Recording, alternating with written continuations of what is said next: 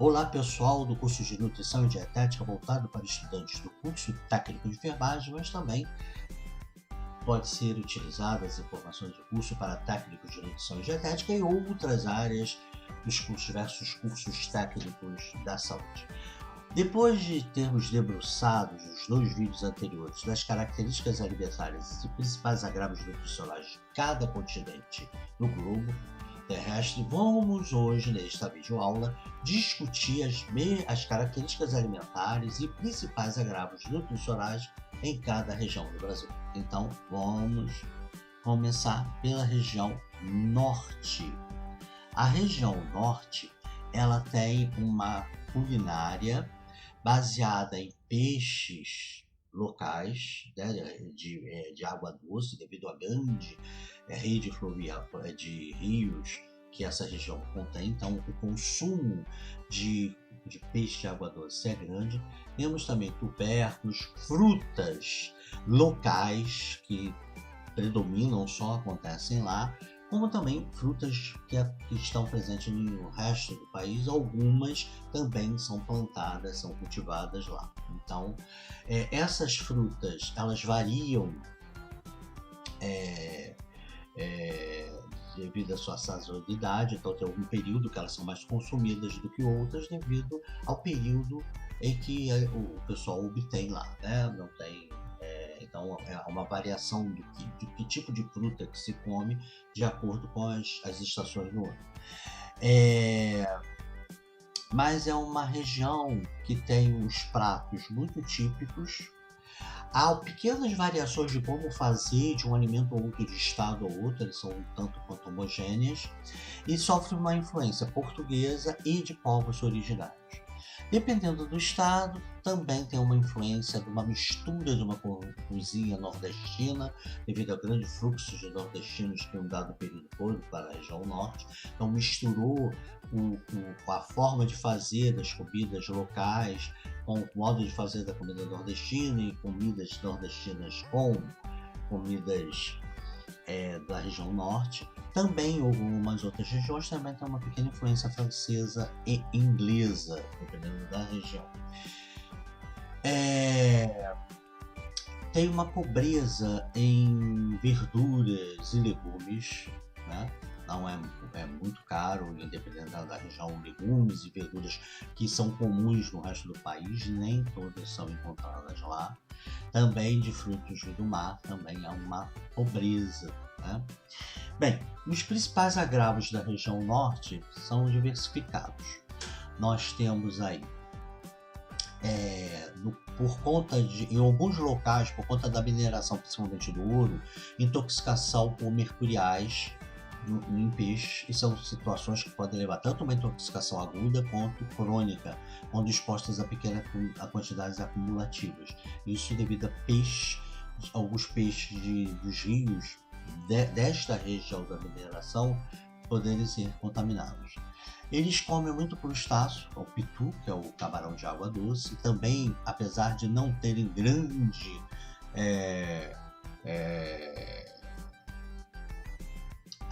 consumo de alimentos marítimos, mas eles consomem muito crustáceos, e esses crustáceos podem levar também a casos de alergias, né? Alguns pratos que vêm não só da água doce, como também trazido do litoral, então tem também alergias. Tem também situações de muita gordura, colocando muita gordura e muito sal. Isso tem elevado a pressão arterial, o principal agravo. Nem é o diabetes, que é um agravo que pode acontecer por muito açúcar, muito sal, muita gordura. Pode produzir doenças de agravo, mas geralmente pode ter doenças cardiovasculares pelo excessivo consumo de sal e de gordura. E principalmente na zona rural e em povoados, e mais ainda em povoados mais distantes, da zona rural, mas mais distantes e que ficam quase isolados, por questões econômicas e muitas das vezes também por questões meteorológicas, há também fragilidades alimentares e fome, né? A região que mais tem pessoas que passam fome e com grande índice também de fragilidades moderadas e graves, né? Insegurança alimentar moderada e grave. E aí se concentra muito mais nas regiões rurais e mais ainda naquelas mais isoladas, tanto por questões econômicas, né? Porque muitos tipos de alimentos são caros, então questões econômicas e também questões meteorológicas, né? Tem alguns períodos que há inundações, há dificuldades de plantio por conta do clima e do tempo, então dificulta até o que eles já têm hábito de plantar, então tanto o acesso a alimentos quanto o dinheiro para comprá-los põe a região norte nesta categoria de ser a região que mais passa fome no Brasil, tá? Bem, depois nós vamos para o Nordeste, tem uma comida variadíssima, praticamente cada estado tem seus pratos de utilizados, consome muita farinha, muitos temperos, né? Em alguns estados mais do que o outro, e nesses estados que consomem mais temperos há muitos queixas gastrointestinais, por irritação gastrointestinal desses temperos. Também é uma comida que abusa da gordura, então podemos ter e do sal, então temos também essas doenças crônicas não infecciosas, as doenças cardiovasculares muito intensa lá, né? E na população de baixa renda e em algumas regiões, por conta de secas que podem acontecer, diminuindo a produção da lavoura e da agropecuária, não só da lavoura, mas também da pecuária, a gente tem uma junção de baixos salários, mas com alguns momentos e algumas regiões de seca, nós temos aí uma grande quantidade de pessoas que passam fome, que estão em fragilidade, né, em insegurança alimentar moderada a grave, por diminuição do consumo de nutrientes e diminuição de consumos de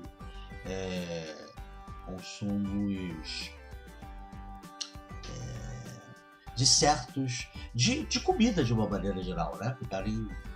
Passarem fome, então passam fome, ou comidas com pobreza de nutrientes, apesar de ser uma comida diversificada, mas não conseguem ter o dinheiro suficiente, ou em alguns casos, por conta também da seca, a exposição a alimentos a chegarem lá.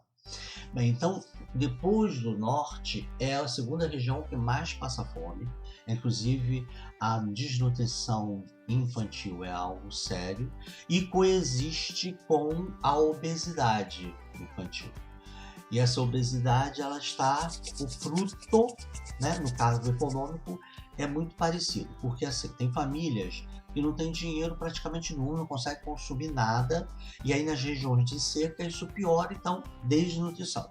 Agora, há famílias que têm uma renda familiar muito baixa, não está numa região da seca, então tem acesso à alimentação, mas e tem dinheiro, mas uma quantidade muito baixa, e aí começa a comprar produtos alimentícios farináceos, ricos em carboidratos processados, menos produtos naturais, e aí engorda. Então, o motivo econômico que faz que aqueles mais têm um agravo maior passem fome e a desnutrição infantil seja um fator importante em vários estados do Nordeste, também esse mesmo motivo, e aí agravado pela seca em algumas regiões, também esse motivo econômico pode fazer uma família que tem um pouco melhor de renda, mas também baixa, procurar produtos alimentícios mais baratos, que não são com grau de carboidratos, de açúcar muito alto, né? E aí você tem regiões, ou na mesma região, um índice de crianças obesas associado a uma crianças subnutridas e desnutridas, né? Bem, aqui, vejam bem, apesar do Norte, em segundo lugar, ou Nordeste serem os campeões brasileiros de fome, de pacientes com fome e de famílias em vulnerabilidade alimentar, o processo de intervenção federal e dos estados e das organizações não governamentais nem sempre pode ser a mesma. Né? Enquanto que lá no norte, as questões geográficas, quando acontece, é por inundações, né, estiagem, e aí nem sempre é falta d'água, apesar dela existir também, mas ela não é dos locais que faltam água no Nordeste, isso é mais significativo. Então, programas de irrigação atenuariam de distribuição de alimentos, né? Atenuaria de reeducação, de horta familiar. No norte, a horta familiar ela está muito presente, né, em algumas regiões principalmente mais afastadas, para começar a ter produtos que não chegam lá, ou chegam muito caro. No Nordeste, dependendo da região, a horta familiar teria que chegar primeiro à irrigação. Né? Então, educação também de reaproveitamento, nas famílias que têm um acesso, têm um salário baixo, mas vou tentar reeducar para aproveitar alimentos de maneira mais saudável, que tem um custo mais barato. Então, existem várias frentes no Nordeste, assim como no Norte, para atenuar esse mapa vergonhoso da fome, e no caso do Nordeste, ainda impactando mais ainda nas crianças. O Centro-Oeste é onde menos se passa fome. Aí algumas pessoas vão falar, claro, que é o grande celeiro do Brasil e do mundo, produz alimento, produz muitos grãos, né? Muita soja, muito milho, muito arroz, também tem uma agropecuária bacana. Porém, também tem muitas terras. Aí tem dois problemas aí. Nós temos baixos salários, e aí que faz que nem uma boa parcela do que é produzido saia dali, que não seja consumido pelas pessoas dali necessariamente. E temos também muitas áreas não produtivas na mão de poucas pessoas. Então, famílias que ganham pouco, mesmo trabalhando na agropecuária, que ganham pouco, e familiares e famílias que não têm terra, né, para aquela política, vamos ensinar a fazer a lavoura familiar, vamos incentivá-los, isso fica difícil sem uma reforma de distribuição de terra, porque uma boa parcela dessas famílias que passam fome não tem sua terra, nem se quisesse tentar plantar, ela planta na terra dos outros, mas não tem a terra. Então, isso é um agravante, apesar de ser a região com menor índice de agravos ligados à fome no Brasil. A fome existe, de caráter significativo, não é igual o padrão europeu e estadunidense e canadense, não, ela é significativa, e as intervenções aí passam por bolsa alimentar, por tentativa de melhorar a frente de trabalho, melhorando os valores do salário, porque mas fundamentalmente eles deveriam ter acesso à terra para eles poderem plantar, isso também melhoraria muito a terra deles. Então, essas são as características do Centro-Oeste. Nesses grandes centros, você tem aí alguns grupos abusando de açúcares, de sais, e aí levando as doenças crônicas não infecciosas, né? Como diabetes, hipertensão, problemas cardíacos e obesidade, mas não é o agravo principal da região. Né? Então, quanto a isso, não agrava tão grande. A alimentação, ela é uma mistura da alimentação dos povos originários com a alimentação portuguesa, mas também alguns estados têm uma influência latino-americana, hispânica, né, da proximidade, e tem peixes de água doce, come carne, também tem alguma influência gaúcha, tem algumas regiões que consomem chimarrão também, não é na sua totalidade, também comem ensopados, assados, e também muita peixes da região e carnes de caça exóticas que nós não temos hábitos de comer no resto do país. Também tem hábitos de consumir. Aí vamos para a região sul. Chegamos à região sul. A região sul é onde tem o menor índice tem um índice pequeno de desnutrição quando comparado com o norte, o nordeste e o sudeste, mas é maior do que o centro-oeste. Bem, a alimentação deles tem uma influência portuguesa, mas também italiana, alemã e polonesa, em algumas regiões mais do que outras, nos 3 estados, mas tem essa grande influência. Consome muita carne vermelha, então, e gordura, então problemas cardiovasculares e também ligados à neoplasia tem uma certa frequência lá por conta desse consumo abusivo da carne vermelha. Mas é atenuado pelo hábito do chimarrão, que, como eu coloquei, esse infuso é rico em antioxidantes que dá uma neutralizada em algumas pessoas, algumas famílias total, em outras parcial, nesse consumo excessivo, principalmente no que se refere à inflamação crônica e doenças advindas da inflamação crônica, certas doenças cardiovasculares, tumores e diabetes, né? É um consumo que eles fazem diário, né, no chimarrão. Eles consomem muitas frutas, muitas verduras, muitos legumes, né? E mais a forma de fazer com influência italiana, alemã e portuguesa e polonesa, né? Bem, dos agravos dos 3 estados, nós temos aí, em Santa Catarina, como é um estado que consome muito crustáceos, pode ter intoxicações alimentares com uma certa frequência por conta da concentração de poluentes nesses crustáceos.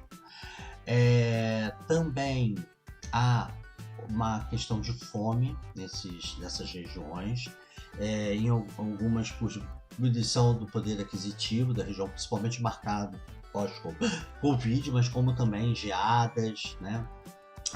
Por vezes inundações, então há bolsões de fome. Aonde se concentra mais a fome é no Rio Grande do Sul. Tá? O Rio Grande do Sul é o estado que mais passa fome no sul. Em termos de população, ou percentual de população. Quer dizer que o estado todo passa fome, como nós já vimos. O norte, o nordeste e o sudeste ganham no mapa da fome do Brasil do sul, mas no sul, onde tem o maior índice de pessoas que não comem ou têm fragilidade alimentar moderada a leve, famílias com fragilidade alimentar moderada a grave, é no Rio Grande do Sul. E lá também tem uma outra característica, apesar de ser o estado mais passam fome do sul, é o estado do Brasil que tem maior índice de obesidade, notadamente em jovens e adolescentes. Então, em jovens e adolescentes, adultos jovens, adolescentes e pré-adolescentes obesos, nós temos uma grande quantidade na região sul e principalmente capitaneado pelo Rio Grande do Sul. Então, o Rio Grande do Sul é o líder da fome no sul e é o líder da obesidade, em especial nessa faixa etária, adulto, jovem, adolescente, pré-adolescente. Também em homens, geralmente no resto do país, a obesidade é ligeiramente maior em mulheres. Aqui não, a obesidade é ligeiramente maior em homens, é uma outra característica também da obesidade no Rio Grande do Sul. Aí por quê? Algumas pessoas acham que há características genéticas, outros colocam que isso piora nas famílias que não fazem um bom consumo do café da manhã.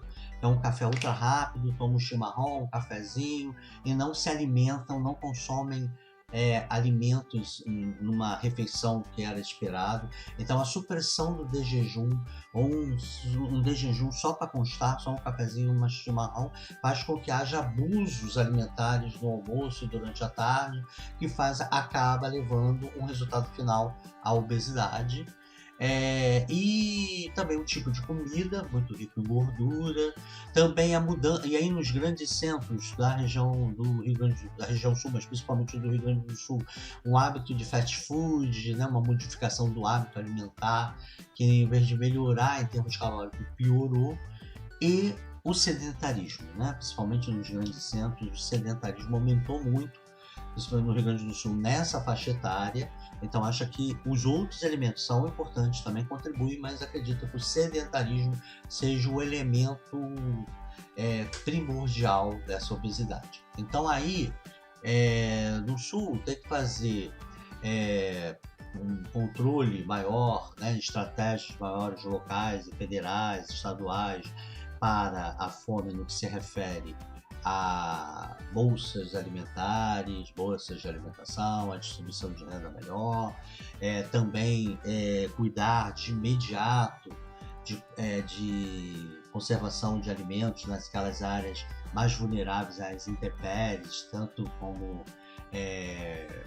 a período muito frio, né, que faz geadas, então técnicas agrícolas e produtos que protegem mais, que são mais resistentes a essas ações aí.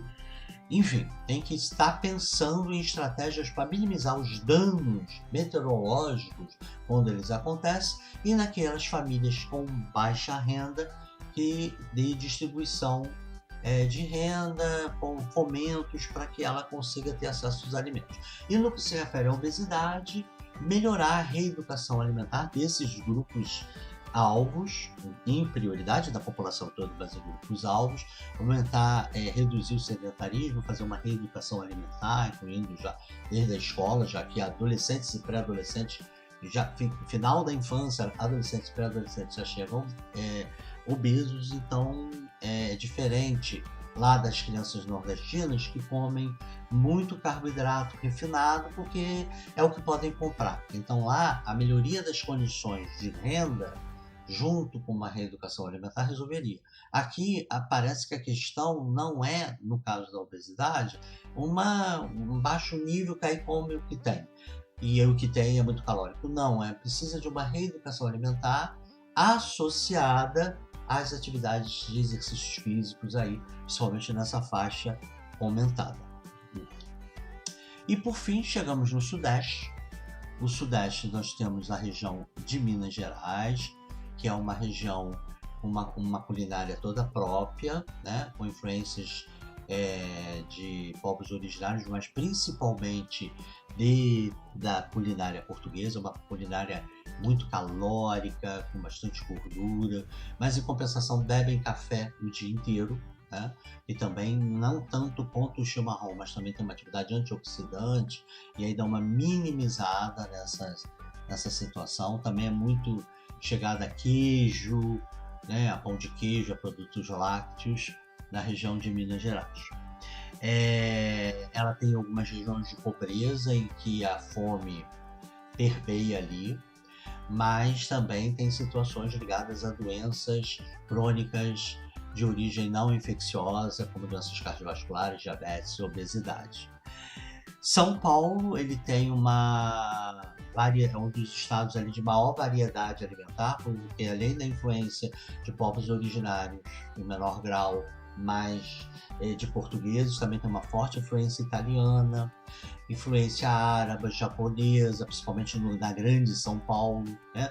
No interior, dependendo do interior, é mais portuguesa, de povos originários, mas na região da grande São Paulo tem uma grande influência multicêntrica de vários locais, então é uma culinária bem farta, bem variada, né?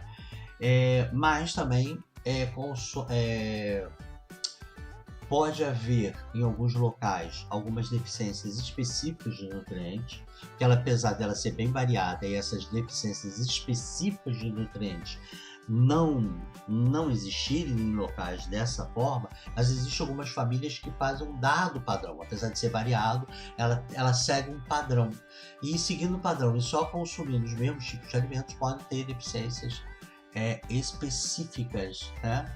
E aí nos prejudicar bastante aí sob o ponto de vista nutricional. Também a obesidade, devido ao aumento do sedentarismo e a consumo de fast food, de alimentos muito processados, também bem consumido ali. Então a obesidade e as consequências da obesidade são um problema em São Paulo. Porém, apesar de toda a pujança do Estado, nós temos regiões de baixo nível econômico, né, em que a população tem dificuldade de ter acesso a alimentos, então a fragilidade alimentar dela ali não é pequena. No Espírito Santo, temos aí, semelhante a de Minas, tem influência da comida mineira em algumas regiões, também tem ali pratos específicos da culinária lusitana e dos povos originários, e na região serrana também uma influência aí da alimentação italiana, né? Então também tem algumas áreas de fragilidade muito pobres e assim, com o aumento do sedentarismo vem aumentando os casos de obesidade, mas não é algo de se ligar o sinal amarelo, mas não é. E quando comparado a outras regiões do país, não é tão além ou tão batendo pau a pau ali, cabeça a cabeça com as outras regiões, não. Ou seja, é algo para se preocupar, mas não é uma coisa alarmante, né? Ainda com reeducação alimentar, exercícios físicos, reorientação alimentar, consegue se resolver isso. E das regiões de fragilidade no que se refere à fome, questões de distribuição de renda. O Rio de Janeiro também tem uma dieta variadíssima. A maior parte do estado, a influência grande é portuguesa, né? Ali a alimentação portuguesa. O Rio foi a sede da capital do Império Português, né? Então tem uma grande influência da culinária portuguesa, se bem que em algumas regiões, como a região serrana, também tem de suíços, alemães, italianos, né? Então tem algumas regiões que têm influência da culinária de outros povos europeus, mas a maior parte é uma culinária portuguesa. O Rio de Janeiro consome muito feijão preto e arroz. Hoje, essa mistura muito benéfica, porque o feijão reduz a absorção de açúcar do arroz dentro de uma dada proporção, vem diminuindo, mas ela ainda é presente. E nos outros estados também essa combinação da região sudeste, combinação de açúcar, de arroz com feijão está frequente com outros tipos de feijão. Existem algumas regiões, inclusive na região metropolitana, que que passam fome, como por exemplo em Duque de Caxias, na Baixada Fluminense, faz parte do Grande Rio. Então, diferente de algumas regiões, como é o norte, que quem mais passa fome são as localidades mais afastadas e rurais, aqui não. Aqui a gente tem locais muito próximos dos centros urbanos, e dentro da própria capital nós temos populações favelizadas que têm por baixa renda, uma fragilidade alimentar. Então, restaurantes populares, distribuição de renda por fomentos como Bolsa Família e outros, é o principal ponto, principalmente nos grandes centros, para acabar ou reduzir o percentual de fome aí desses grandes, no grande centro, né? Reaproveitamento alimentar, reeducação alimentar também é importante. Há muita comida desperdiçada, né? Na região sudeste e sul se desperdiça muita comida, então o reaproveitamento ajudaria as famílias mais carentes também.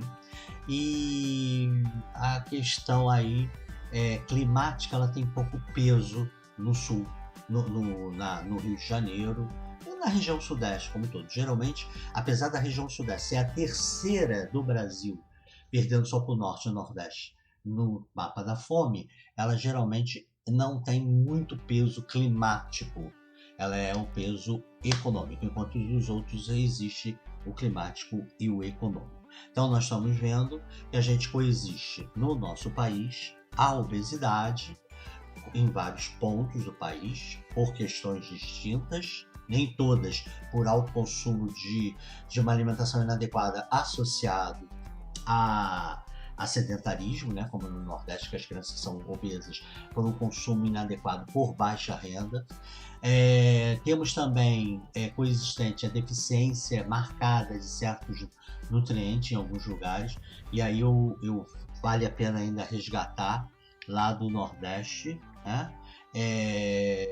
A beriberi, que é a falta de tiamina, a falta de vitamina A, né, específica, e a falta de ferro. Então a falta de ferro levando a anemia. A falta de vitamina A é a principal causa de cegueira nas crianças lá, né? E aí assim, nos países bem desenvolvidos que as pessoas comem, cegueira infantil geralmente é ligada a uma malformação, né? Aqui não, aqui é falta de comida. A vitamina A é bem amplamente distribuída em produtos vegetais e animais, porque tem os animais têm a vitamina A propriamente dita, e os animais e os vegetais têm a provitamina A. Então e a beriberi é uma situação bem complicada, né? Que ela leva a dermatite, depois se ela se mantém, ela leva a diarreia diminui ainda mais a absorção de nutrientes, né? E depois ela leva agravado ao quadro de demência e morte, né? Então, mesmo quando você tem nessas famílias que às vezes é até obesa, porque as crianças consomem uma dieta rica em açúcar, porque é o que dá para comprar, existem deficiências nutricionais marcadas que podem levar ao óbito, né? Até o óbito, ou a deformidade, a problemas que vão ser problemas para a vida toda, como uma cegueira. A falta de vitamina A leva a cegueira noturna, mas essa é reversível.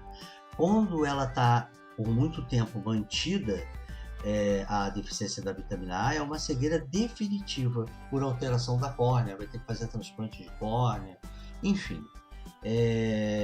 Então, prejudicando ainda, se é uma família pobre, é uma família, então, ainda mais... vai ficar mais cega, vai ter dificuldade ainda maior, né, de subsistência.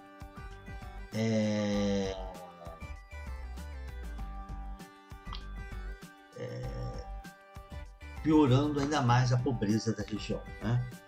Muito bem, então a obesidade é o problema, a fome também, e cada região requer uma ação, né, desses planos, né, do PNAN, do SAN, uma ação específica ou um conjunto de ações específicas para minimizar essas situações. Então, bem, ficamos por aqui com o caju, que é uma fruta genuinamente brasileira, e parte do que está falando da composição dela é tanto ele na realidade é um pseudo-fruto, né? Então, tanto da polpa como da própria castanha. A castanha, inclusive, tem baixíssima caloria, não aumenta, tem um baixo índice glicêmico. Então, tanto a polpa quanto a castanha podem ser utilizadas no consumo, né? Em algumas regiões, principalmente no Nordeste, ela é rica em caju. Então, ficamos aí com o caju e convido vocês para a próxima videoaula que será sobre o impacto da sindemia da Covid-19 sobre a alimentação no Brasil e no mundo. Então vamos ver o que aconteceu em referente a essa sindemia. Até lá, pessoal!